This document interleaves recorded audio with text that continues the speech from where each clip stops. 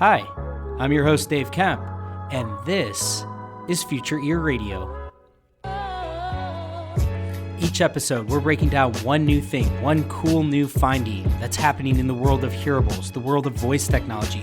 How are these worlds starting to intersect? How are these worlds starting to collide? What cool things are going to come from this intersection of technology? Without further ado, let's get on with the show. Okay, so we are joined here today by Jill Davis. Jill, tell us a little bit about who you are and what you do. Hello, thank you so much for having me. I'm a private practice audiologist in Austin, Texas. So I've owned my clinic since 2019. Yeah. Well, awesome. Thank you so much for being here. I've gotten to know you a little bit over the last few months. We met down in the FCOM in Florida, the Florida Combined Otolaryngology meeting. I think that's what FCOM stands for. And I know that, when I was down there, I saw you present on Cognivue. So this is a really cool and interesting company.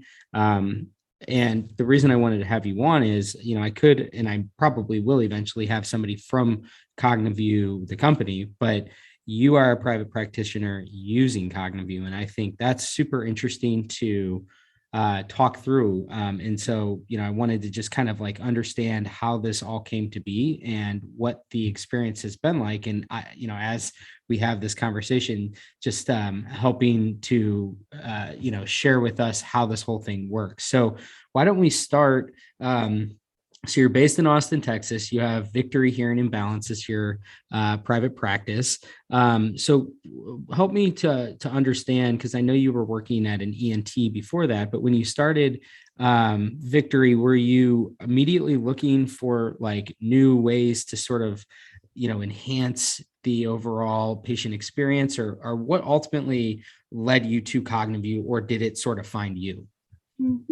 Yeah, kind of a long story, but actually I was looking for a solution for my patients that struggle to hear in background noise. That's where it all started, that it was a consistent complaint with everyone walking in the door, and hearing aids didn't seem to help with everyone. So we were looking into auditory training options with them, and I started creating a music-based auditory training program for those patients, and that took a lot of reading literature on neuromusical research and finding that people who play instruments actually have better memory and executive function than those who don't. And I wanted a way to screen that.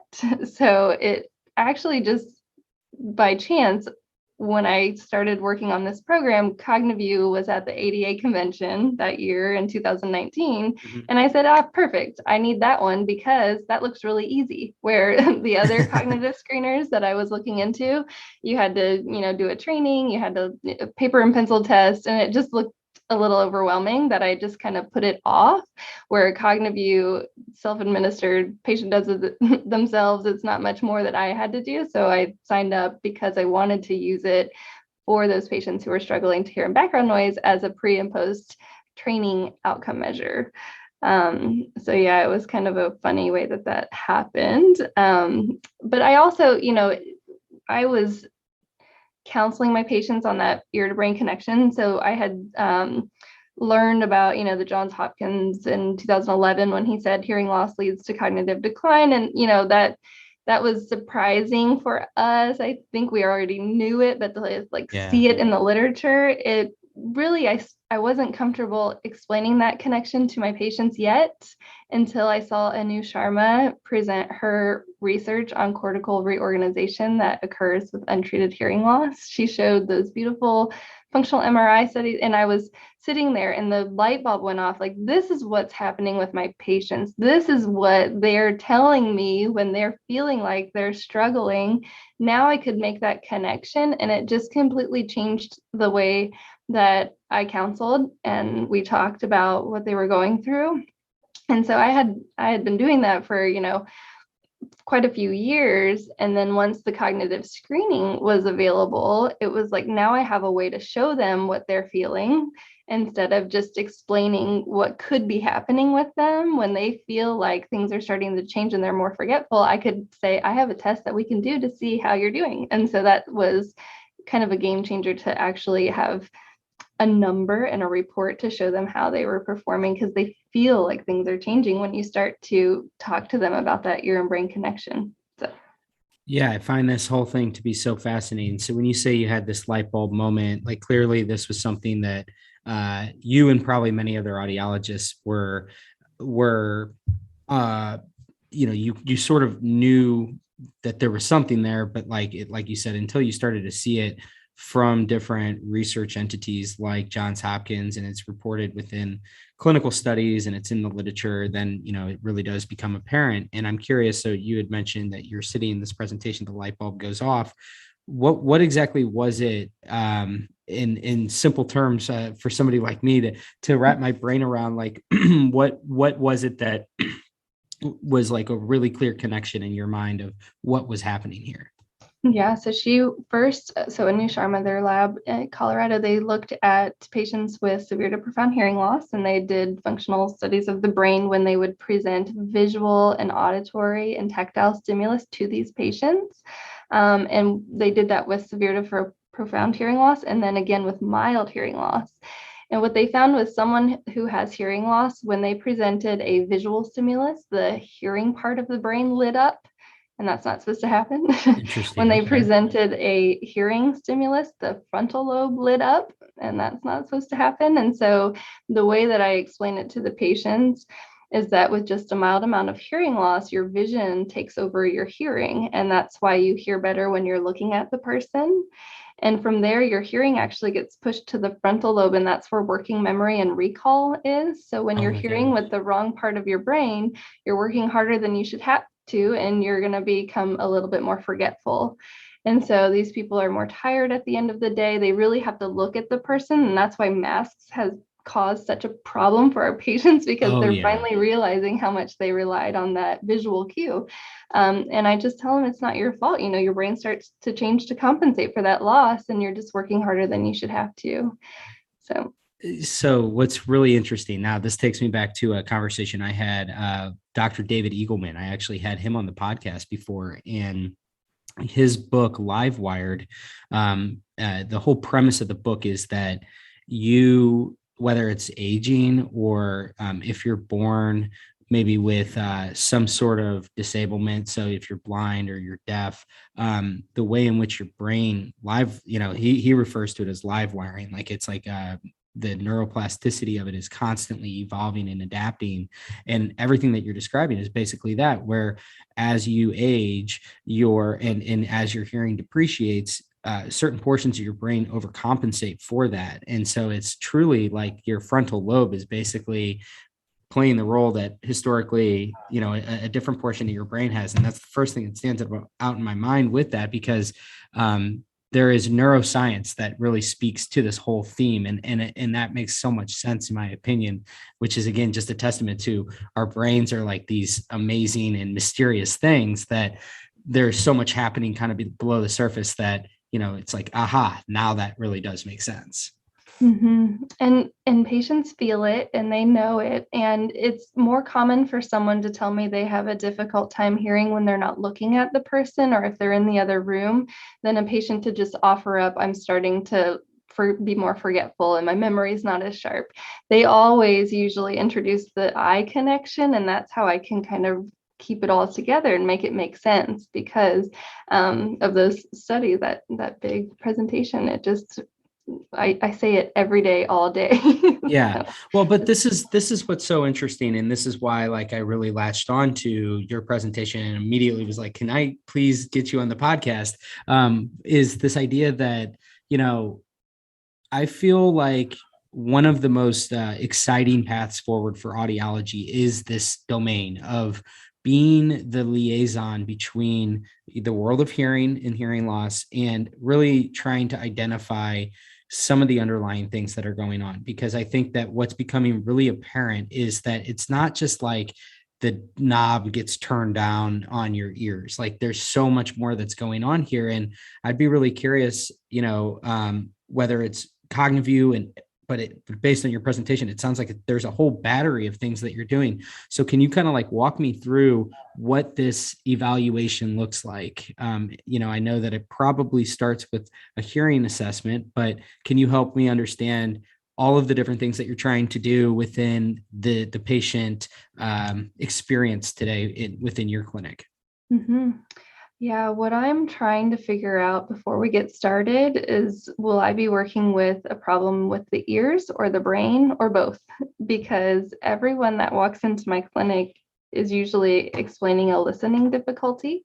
They talk about hearing loss and a listening difficulty, and those are different things. And so I want to check the whole central auditory system so that I can address their hearing and their brain. And so we start by handicap inventories because I want to know how they're feeling about their issues. And a lot of times we can have a pretty significant handicap with no measurable hearing loss.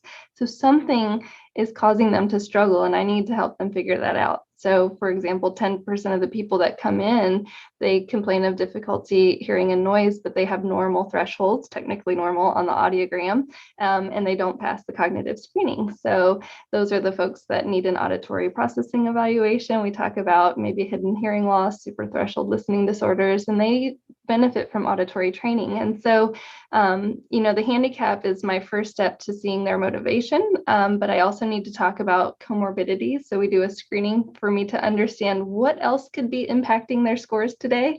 Do they have diabetes, hypertension? Are they on multiple medications? There's a lot of things that look like hearing loss when they're actually other medical conditions. We do the whole hearing test battery, including speech and noise, which is very important because that is the central auditory test that we start with, and then the Cognivue.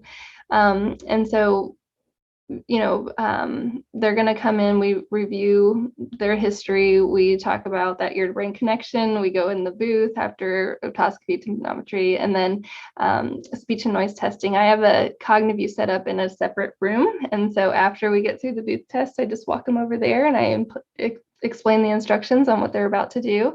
It's not a separate test. It's not something that I introduce as a cognitive screen. It's just part of my battery, just like speech and noises and bone conduction. It's just something that I do on everybody. And I do that on everybody because I'm not looking for dementia, Alzheimer's. I'm looking for a listening difficulty, and I'm looking for the brain's ability to process speech. And so Cognivue is calibrated for everyone over the age of 18. So I'm going to do it on all of those patients just so I can understand how they're functioning real world. I love that because it's like another piece of the puzzle, right? Mm-hmm. It's just like helping you fill in the blanks of your own assessment of what's going on with the patient. You're making a way more informed assessment and a recommendation based on this more comprehensive evaluation.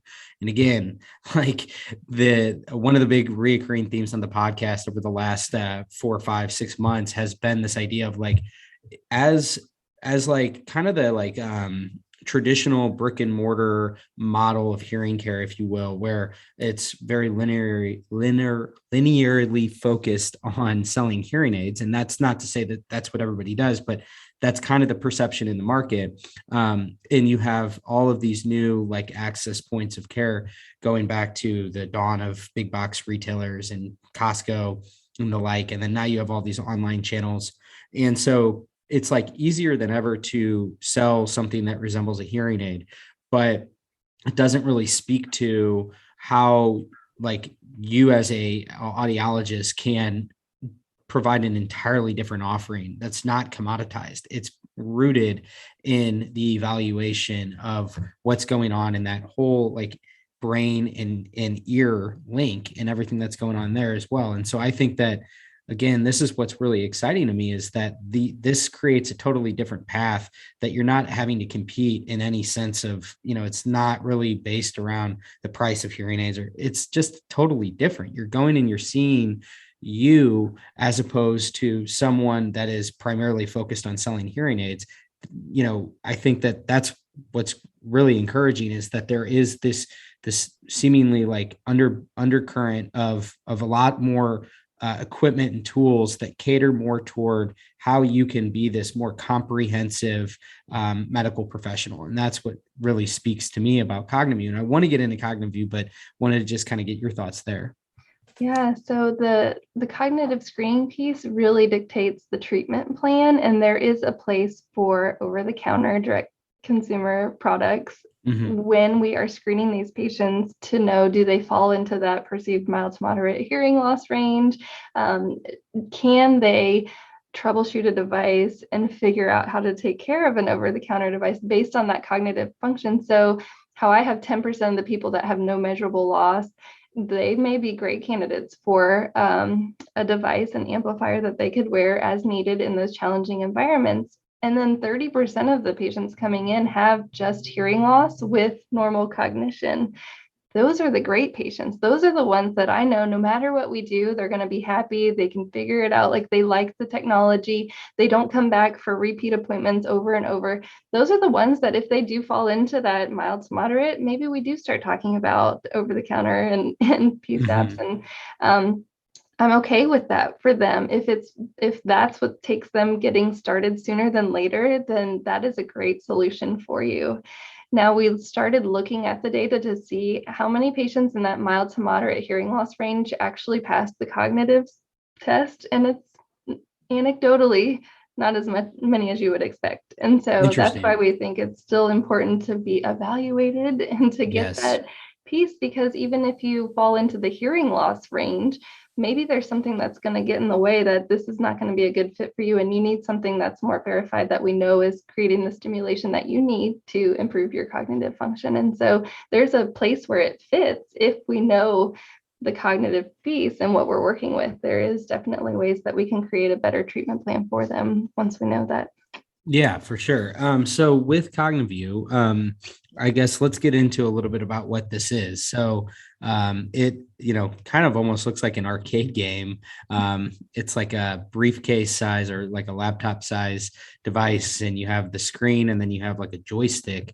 I actually did it when I was in FCOM. I did it, and it's measuring. Memory, visual, spatial, and executive function. And then there's also 2 speed performance parameters. It's looking at reaction time and processing speed, which is unique to a computerized test. So we don't do that with paper and pencil tests. We can't look at reaction time. So the benefit of Cognivue, so it's adaptive psychophysics. So the little Cognivue that you use to answer questions, it's calibrated for your vision and dexterity first before the test even begins. Hmm. And so there really isn't like an age difference.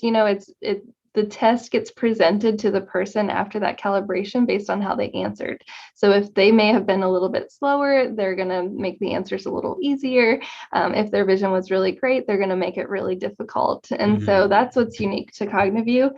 But what I like, my main draw and why I present this to physicians is why computerized self-administered screening is best is our patients have hearing loss. And the other cognitive screens, those paper and pencil, they have to listen to instructions and they have to repeat back words that they may or may not have heard correctly, because a lot of times we're doing this before they get treated with hearing loss or hearing aids. And so we completely remove the ears out of the equation with the Cognivue because they're reading the instructions. There's nothing that they have to listen to. There are videos, but they're captioned. And so then we know we're isolating cognition and the ears are not getting in the way. And I think that's huge, especially if hearing loss is the number one modifiable risk to dementia. Like, how do we know that we're not testing the Right. dementia through a hearing loss? And so that's my big thing, and how I tell physicians why they should send to me, because I have this where we don't have to rely on the hearing. So that's a piece too that I found to be just absolutely fascinating. I'm actually looking on my second monitor here. I took a screenshot, or I took a picture of your one of the slides that you had, which was around referral sources. And you have this just massive jump in referrals that you had gotten from physicians. And I'm really curious about this. So how, it seems to me that like as soon as you can make a physician aware that this thing exists within your clinic, that they're going to be sending people your way. But help me to actually understand how this whole thing has kind of gone down. Like, are you doing the outreach, or are they kind of seeking you out, or how have they become aware of the fact that you have Cognivue, and on what basis are they typically sending people to you? Mm-hmm. So when I bought the practice, it was a pretty sweet setup where I rent from a group of primary care physicians. That's So I nice. was able to talk to them about this and get their feedback, where I know a lot of private practice audiologists don't have that set up. And so, I got to learn what they thought of me doing it, which they were like, yes, that's great. I don't have to because I'm too busy to do that. Yeah. However, when you took that screenshot, when I bought the practice, the previous audiologist spent a lot of money in advertising. So we were looking at where the referrals were coming from, and mostly were online. The reviews, we did get some primary care from the Victory Medical Group, and then insurance was a big one, and patient referrals. And so all I did after I got Cognivue was those patients that were coming to me from online referrals, from other patients, from insurance, I would just ask, can I send a report to your doctor? Because I was already sending them to the doctors that were referring to me, but I wasn't sending them if the patient just found me off the street. And so I just did more reports. And what that was, the audiogram, the findings, a short little line that said cognitive screening today, the results were outside of normal. We're going to treat the hearing loss and test again. Now, when we tested again after I treated their hearing loss, I would send an introductory letter saying what I was doing, what we found, and my recommendations for further testing. And so without even nurturing those relationships, I started to see outside referrals. So I was getting groups of primary care that I had been sending to, and I hadn't called them or anything. I was just like sending those out. So they saw my name, they were getting more reports. And then I took the initiative to call and say, this is what I'm doing, and this is why I'm doing it. Cognivue, computerized, takes the ears out of the equation, And so now when they send referrals, it says hearing loss and cognitive screen. So they have patients that they're asking, and patients are asking them about cognitive screening, and they're sending them here because they don't want to do it. And so, yeah, this year I was shocked at how many outside physicians were sending, but also I'm getting audiology referrals, and I was able to drop all of my third party for insurance for hearing aids. And that's huge. So, which again, it speaks to the fact that you can do that is sort of a luxury of the fact that you have so many patients that are seeking you out like otherwise. And again, I think that's part of the power here of moving more in this direction, where that's how you seemingly would differentiate from the pack, is that, again, this isn't really the same offering as all of these other avenues. It's something that's way more comprehensive. And, I think that for a portion of the market, that's going to be really appealing, regardless of whatever happens with OTC. And like you said, like there's definitely a role for those products to play. Nobody's disputing that. But I think that the question is, how does the private practice audiologist remain viable in a scenario where they're competing, like their legacy business is just competing on so many different fronts? And it's like, well, one way that you can compete is completely double down on your like audiology expertise and move into more of these areas, like you said, where you're now presenting their physician with, here was their hearing assessment and here's their cognition score. And knowing that there's this link between hearing loss and cognition, it seems really appropriate. Like, this is what's so exciting, is I feel like we as an industry and audiologists as a profession have the opportunity to really kind of like stake a flag in this ground and say, like, this is our domain. This is one thing that we're really uniquely suited to screen for.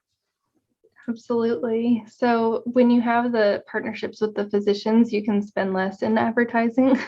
You don't have to worry about putting your name out there as much.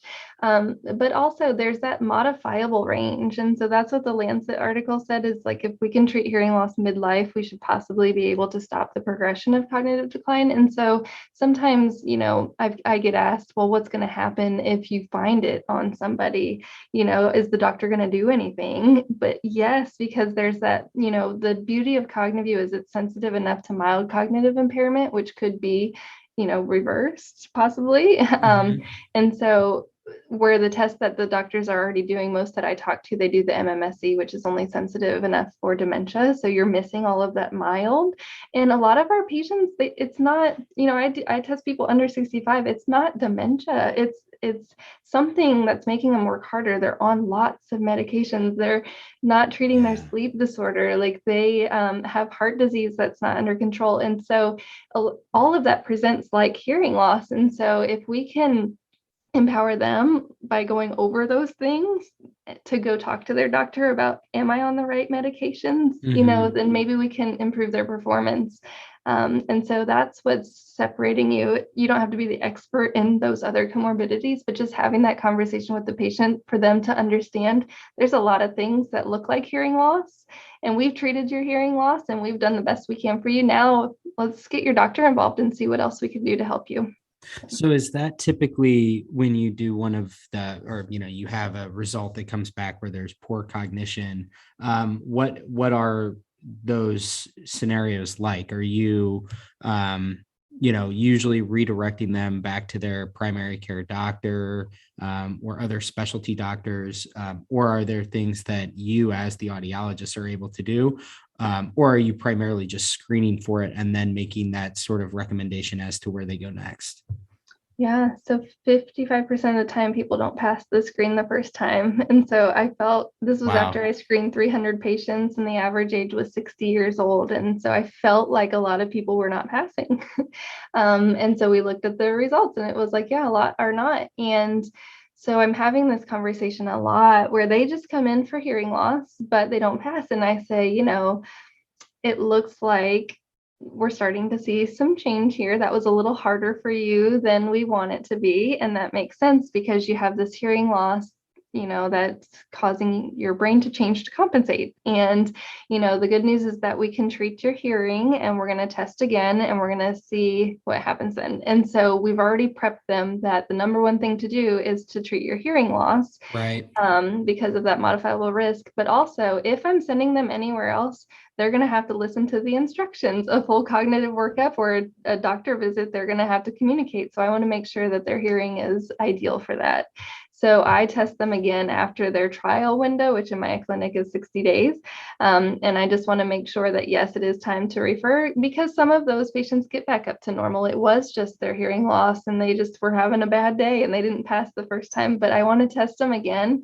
And then from there, they're kind of ready. We've already prepped them for, I'm either going to pass or not, or something's going on. And then we revisit those comorbidities that they've told me they have and say, well, maybe it's time to talk about all those medicines. It's not good to be on 13 different medications, so at least they have a plan for when I call the doctor and send over that report, that there's something else they can look into other than, oh my gosh, it's memory, because it's just a screen. It doesn't diagnose anything. I always tell them that this is not telling us too much, but you are working harder than you should have to. So I feel like too, you hear these stories and I'm curious to get your take on this, but you hear these stories where, someone goes, whether they're like coming into the clinic, kicking and screaming and they walk away and okay, maybe they get fit with hearing aids, but they just put them in the drawer and they never wear them.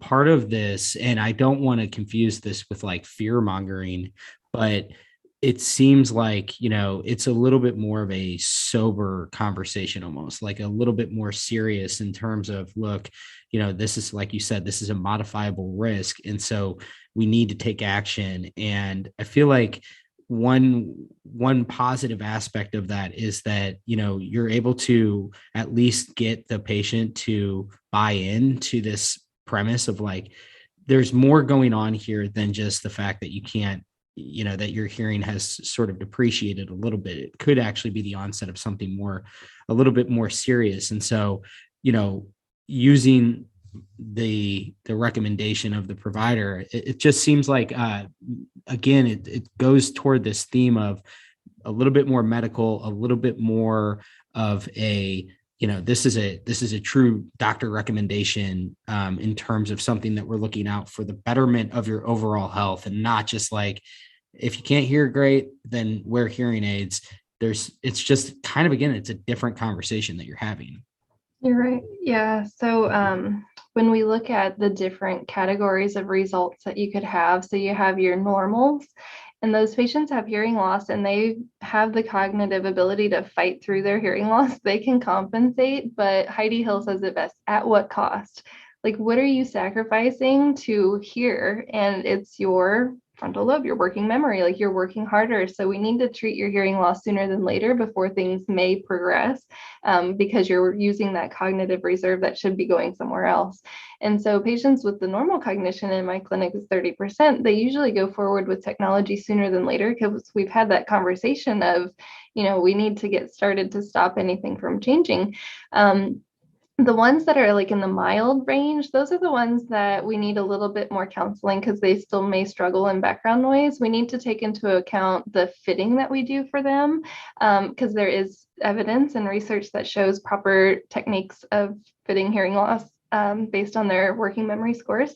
And so those take a little bit more time and more testing to see what the right fit for them. But you talked about the people that put the hearing aids in the drawer.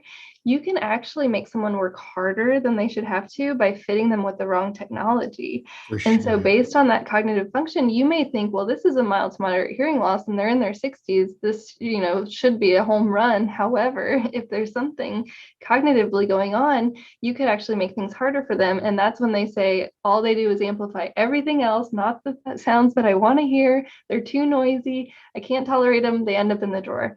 And so we do need to know what we're working with in order to set it up correctly the first time, and then you'll have more adoption and better outcomes, and also setting up expectations of what they can get. But the fitting that goes along with that score as well can have people more successful with their technology. So, you screen them, they fail the cognition test. All right, let's get you aided. And then at what point do they come back? Is it about a month, or how long is the duration until you give them the chance to try again? For the retest, it'll be at their 60-day graduation appointment. 60 So I do okay. see them in between that appointment, for counseling and adjustments and such. But I will re-administer the handicap inventory, aided this time, and we do unaided and aided speech and noise testing again, and the Cognivue. And the reason for that is sometimes Cognivue doesn't improve. Sometimes it may get worse. Sometimes it's not back to normal like we want it to be, because I really have a hard time, telling them you're going to treat your hearing and your cognitive performance will get better, because it doesn't always do that. But when you can review the handicap inventory, that will get better, how we've improved their quality of life. When you can show them their performance and background noise has gotten better as well. All of that together shows the value of treating their hearing loss, so that if the cognitive performance is not all the way back where it should be, at least we've done a really big thing by improving your performance with your hearing. And now we need to go talk to your doctor and see what else we can do. So how often, what's like rough percentages of that? So if you had, I think, was it 55% are having hearing loss and low cognition. So then when you then fit them with hearing aids and they come back, roughly how many are still failing the cognition portion after they've been fit with hearing aids?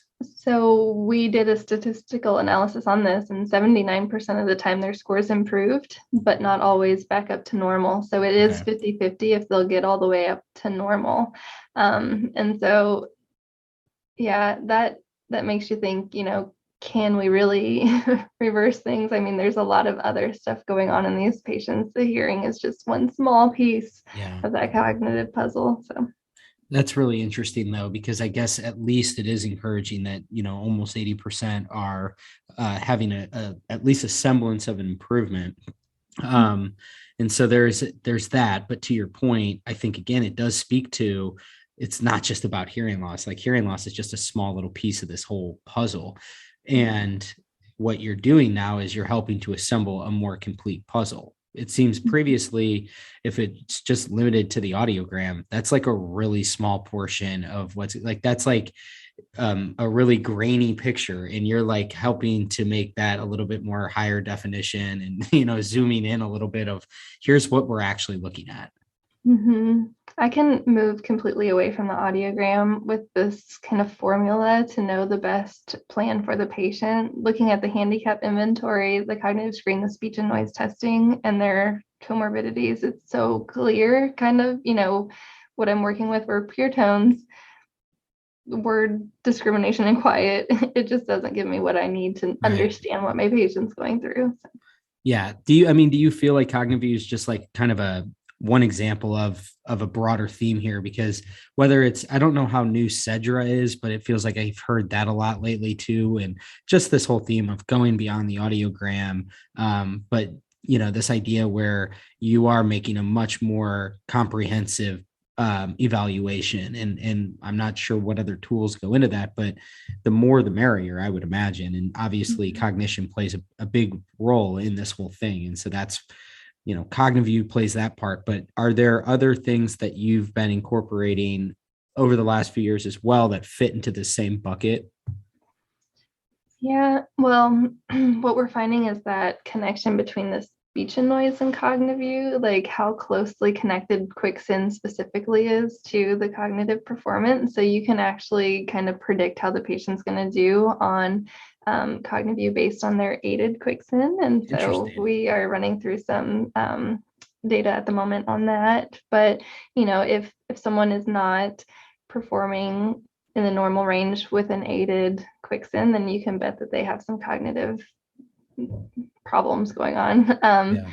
So, and one thing about audiologists implementing this is patients love it. Like they've done surveys to see through all different age groups, like what are the top concerns compared to like, arthritis, heart attack, stroke, and cancer. And people are worried about Alzheimer's. And so whether they're like 40 years old or 70, they are appreciative that we've at least done this because it is something that they've thought about or there's a family history of it. And so it's really not a hard conversation to have with them because people are thinking and a little worried about it. Not that we're looking at Alzheimer's, but to just have a baseline and a screen to know how they performed, they really do enjoy it. And so my patients, some are like, oh, I got to do this again. And other ones are like, okay, here we go. Let's do it again. Yeah, I actually took a picture of that slide too, of the gentleman that was presenting alongside you down at FCOM. And the thing that's shocking is not that necessarily Alzheimer's is the number one disease that people are most worried about. It's like 2 to 1. It's twice as it's cited like well up into 50 to 70%, whereas cancer number 2 is down below 35%. So it's one of those things that it's a horrible, horrible disease. But I do again think that it speaks to this theme, which is the audiologist has like a real opportunity here, not to fearmonger, but to at least show that like I am a resource for you to help screen, not necessarily for Alzheimer's, but some of the maybe worrying signs that might be indicators. And so I think that's at least the silver lining here is that there's more and more ways that people can at least try to detect this. And I think the audiologist is really well suited to do that.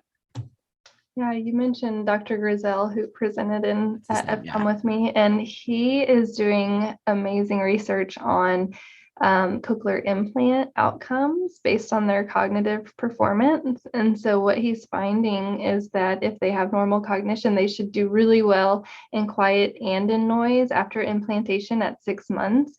But the folks that have poor cognitive performance, they can improve their audibility, their CNC and quiet gets better, but their performance in noise actually gets worse.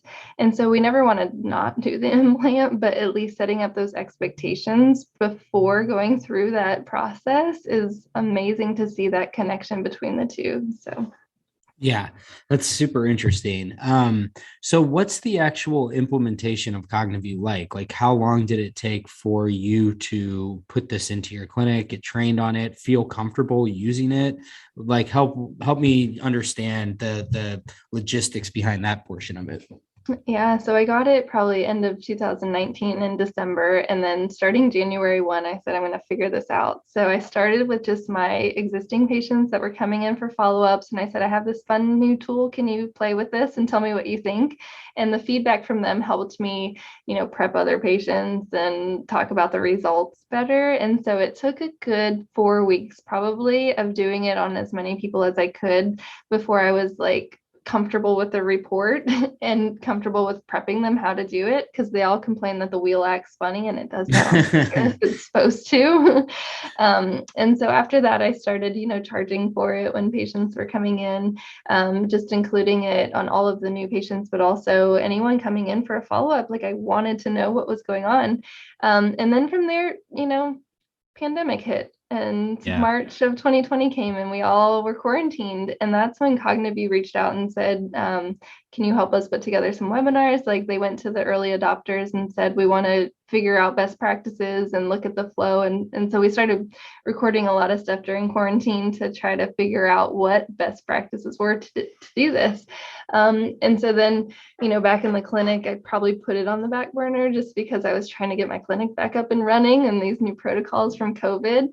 Mhm. And then it was towards the end of 2020 that it was like, all right, we wanted to start a data collection process. And so I just did it on as many people as I could. And so that's the key, is just like running it. And, it is new and it's different and it's tricky to have those conversations, but the more you do it, you see the trends, and it's just part of the protocol. It's just like doing bone connection. It's just like Right. doing speech and noise. Like it's not something that we just isolate and only talk about. It's just part of it.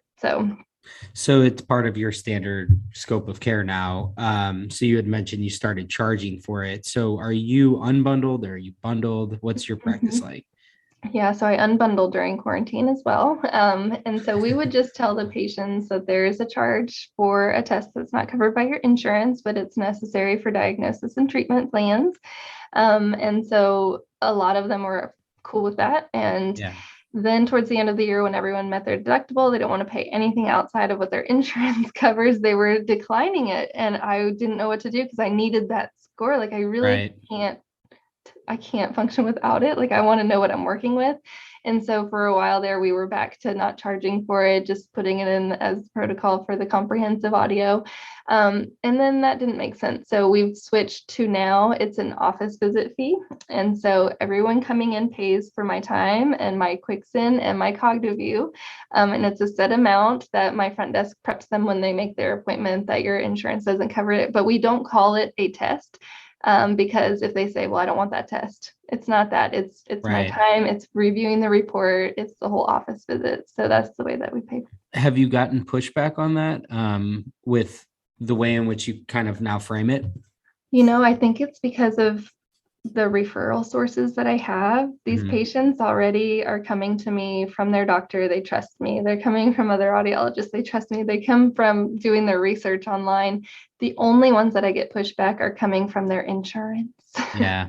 And I don't That's take kind of their really insurance for third crazy. party for hearing aids, but like they're not really like the right referral. So the ones that, they just, sure, they'll pay for it, but I've only had a little bit of pushback and I don't know if those are the right fit for me. Yeah. It's interesting though, because it is, like you said, it's something now as a provider you don't really want to be without. So, there's got to be some sort of compromise here, whether it's the way in which ultimately providers are able to bill for this, like if there's eventually a CPT code for it, or, the patient expectation. But the fact remains that it's a really important, it's like this piece of the jigsaw puzzle that now that and this is what's, I think, a testament to Cognivue. Like if, I think that's probably the thing they'd want to hear most is I struggle now doing business without this thing. So like, is that, was it Cognivue or was it even before that when just the whole way in which you approach the way in which you evaluate patients changed, when you first started out practicing audiology and then today, it just seems like there's been an evolution. And obviously you had described the aha moment within the presentation where, the brain's obviously, adapting and compensating. But would you say that it was recently, or has this just been kind of an ongoing evolution of your own personal journey of how you sort of think about what the right way to evaluate a patient is? It's probably been in the last year, honestly, and I've been Okay. working with Cognivue for 2 years. But where I've seen the correct algorithm, it's very. I remember I was doing a test, and the patient was in the booth, and the score he was giving me on the Quicksin, and I was like, oh my gosh, it's so clear, like what I'm going to do with them, because I started by let's give them some options, let's talk pricing based on their audiogram. This is what I think they need. And then it switched to learning about, the ear to brain connection and counseling that way, trying to take the emphasis away from the device and just saying we need to get started sooner than later. And now, based on evidence from research in 2002, I know based on their performance of the Cognivue actually what hearing aid to recommend. And so I don't even have to talk about options. I don't have to talk about pricing. It's like, this is what we found today based on these 4 components, which is your handicap, your speech and noise, your Cognivue, and your comorbidity. And this is what I'm recommending for you. And so it's just less of the giving them options and talking about pricing and features. And I don't even go into detail of the manufacturers or whatever, because I know what the best fit for them is going to be. And so that's what's like so great, is That's getting it really right cool. the first time. And that just came because I'm learning all this stuff through Cognivue and going back to the cognitive hearing science. And Heidi Hill has taught me so much in her Cognihare program. Like we've all just kind of been figuring it out because it's pretty new for all of us. So that's what's exciting. Yeah, I saw the ADA panel that when I was at ADA, and when Heidi and you and Amina Emlani was up there, I think there were maybe a few others. Again, it's like, I just think this is so exciting. And you can really hear it in the way you talk about it, which is, you've been practicing audiology for how long? How many years have you been a practitioner? 15 now. 15, and within the last year you're saying that like you kind of have had this game-changing moment, and that's really exciting. I think is that maybe part of the challenge was that it's just that the ways in which the evaluation and the assessment, like you weren't fully equipped, and now like you can help people in such a more meaningful way. And that to me is like, when I hear when I hear people like you talking, it puts me at ease, because I feel like this industry is going to be fine. This profession is going to be fine, so long as they're willing to, challenge themselves to get better, and like take it upon themselves to like push outside of maybe their comfort zone, where like you'd been practicing for 14 years and you could have just kind of continued with the status quo and rode that out for however long, but it's like you actually forced yourself into this, and now you're probably more fulfilled than you've ever been before. And you really are you've made a breakthrough in terms of how you're treating patients. And that to me is like, that's so defensible. You're going to be in high demand, clearly, by the referral sources. You have people that are coming to you left and right. And it seems like it's elevated the whole way in which you're perceived within your community. And I feel like, broadly speaking, that's the opportunity here, is how do you elevate yourself up above everything else to where you really are like in a league of your own. Mm-hmm. Yes, couldn't agree more. It's really cool.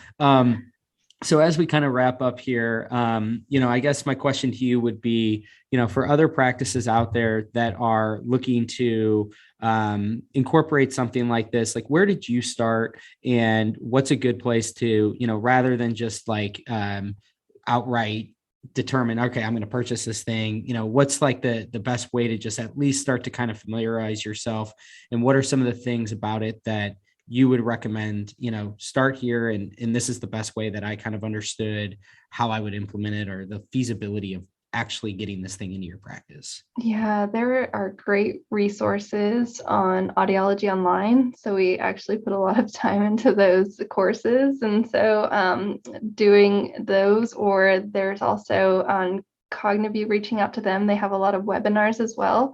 So you can talk to all of the early adopters and what it looks like, because there's 4 of us: Heidi Hill, Noelle Crosby, Alturi, and we all do it differently. And so finding what looks to work best in your practice, whether it's just like me, one person, or you have multiple providers. We have kind of the solution. So looking at those webinars, reaching out to Cognivue because they can point you in that direction. And then they do like trials where you just get one and play with it and see what it looks like in your clinic and work with it and see if that's the right fit. I love being a resource. Anyone can always, I do see patients. Sometimes they get in the way of this passion that I have for Cognivue, but I like answering questions, and I'm always free to talk as well. So. Awesome. Well, when you said that you all use it differently, and those were the two that I had forgotten was Al and Noel. What are some of those differences? That's interesting to me. Yeah, so I use it at the end of the appointment after I've gone through the testing. I put the patient on myself. I want to instruct them, but there are offices that the patient will start on the Cognivue. The front desk can administer or start the test, and then they see them after. Some places have multiple locations and they take the Cognivue to the other offices, or some have one in each clinic. And I know Noel charges specifically just for the testing, where I think Al may not charge. And so just like the ways to figure out the economics too is very different. So how long does the Cognivue test take to perform? It's only 5 minutes. 5 minutes. And so we've added some videos, like an intro video. Dr. Cliff Olson is the intro video, and he talks for about 4 minutes if you want to run it, but you can take it off. And then there's like a little break in between each test that just adds probably 2 minutes to it. So 7 total. It's just enough to get the reports ready, get the demos programmed, do things while the patient's taking the test. It's really cool. I really, really appreciate you coming on today and sharing all this. Again, just a really exciting time, I think, for audiology, because there's like all kinds of new solutions out there that are available. And I feel like people are gravitating toward different ones, but I get the sense that, there's just going to be more and more ways for practitioners out there to make themselves unique in the market and find, whichever offering they want. It's like there's a lot of different ways that you can piecemeal this and craft it together and come up with the economics of it. But I think at the end of the day, the one that really benefits are going to be the patients. And that's what's really exciting here, is that I think, the days of the patient walking away maybe frustrated or feeling like they were matched to a solution that isn't really what they wanted. We're getting closer and closer to kind of like narrowing that gap to where I think they're overall pretty satisfied with feeling like that was where I needed to go. And I, feel comfortable now, with the recommendation that I've been given. Absolutely.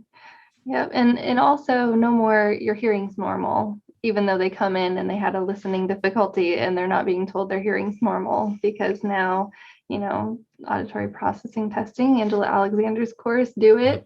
You can implement that, with the cognitive screening. It just makes things so much clearer. So I know, again, another person and another theme, like APD is another, it's just seemed to emerge with a vengeance. And Angela's obviously been at the tip of the spear, really pushing that forward.